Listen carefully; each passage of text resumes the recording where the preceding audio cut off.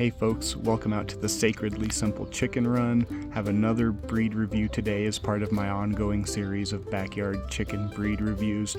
And today's is an awesome breed. It's the Lavender Orpington.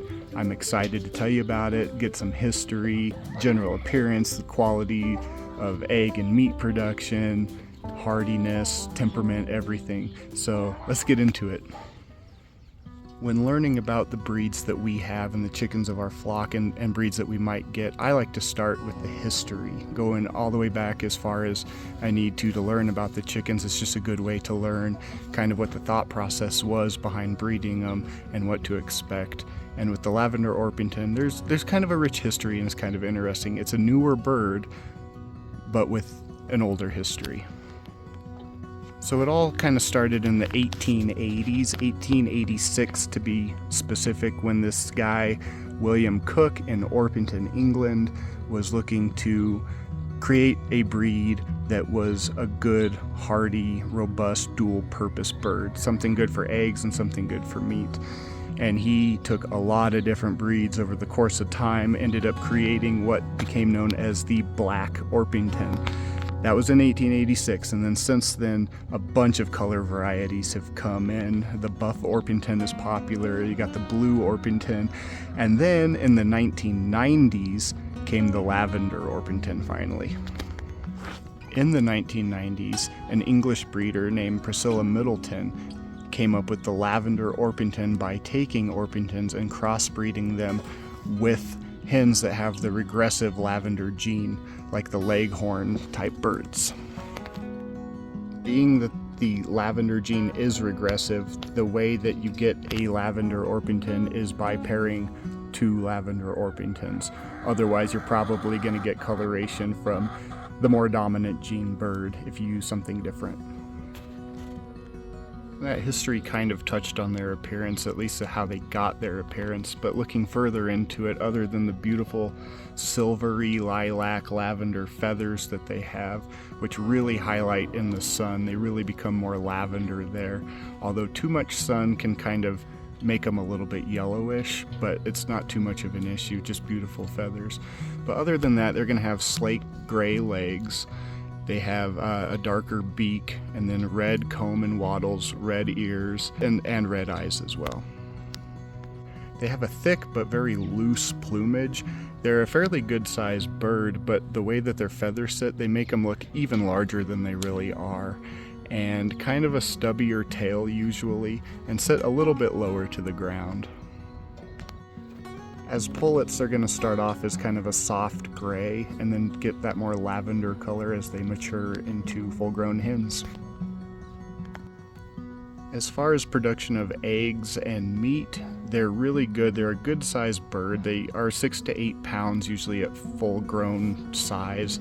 So meat-wise, a good-sized bird. Also, they mature fairly quickly. They'll get to egg laying age at 22 to 24 weeks, which is a pretty quick, good time for egg laying.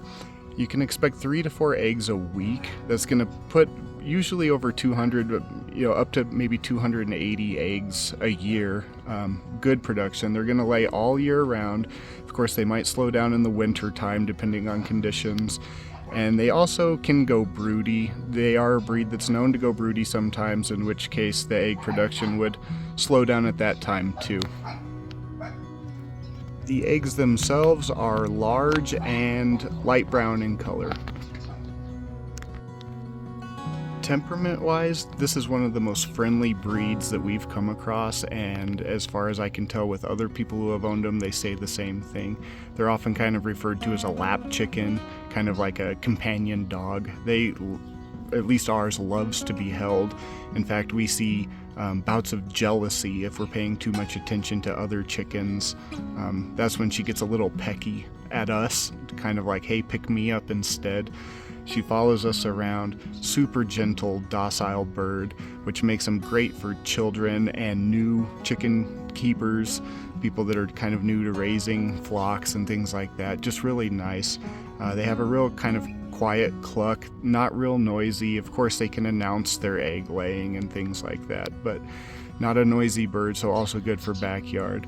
The one thing is their docile nature and kind of easygoingness can tend to put them at the bottom of the pecking order. We definitely see that with ours.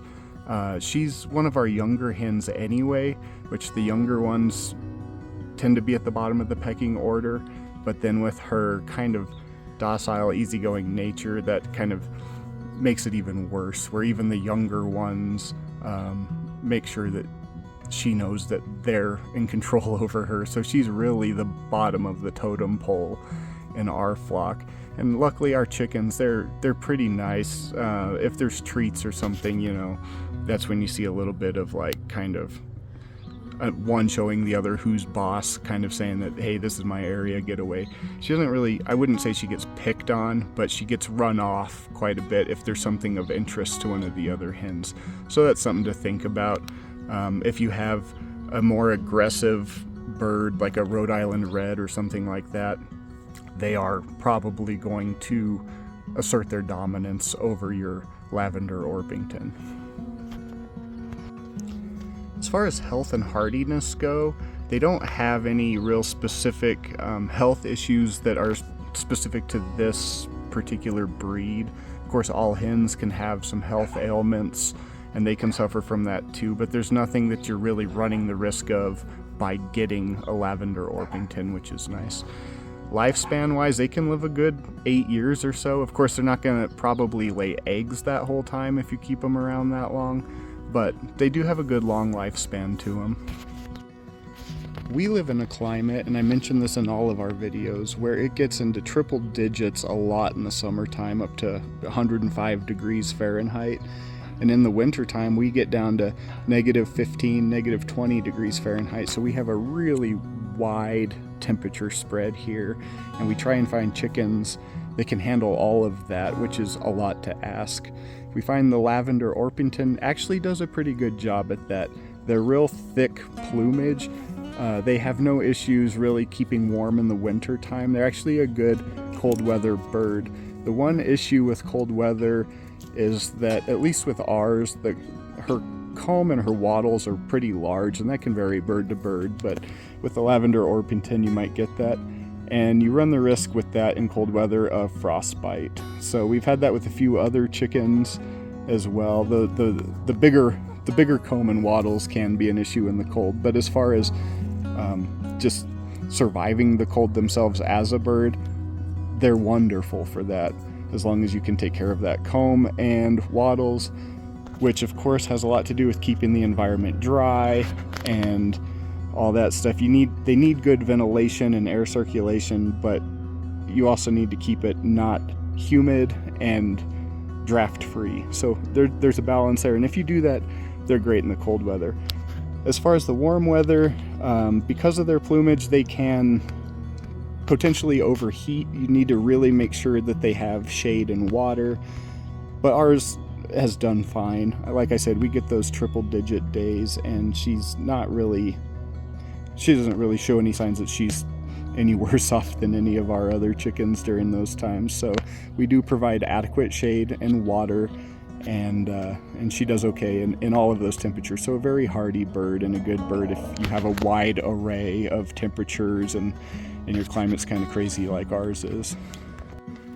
A couple other things to note health-wise is that they can maybe be prone to obesity just due to some laziness, and that's kind of, I think, plays with their docile temperament, you know. So you may watch that. I don't know if it's a huge concern, but I've seen people raise that concern. The other thing is that the lavender gene can produce kind of weaker feathers, so you might want to watch for that too, especially if you're in the cold weather.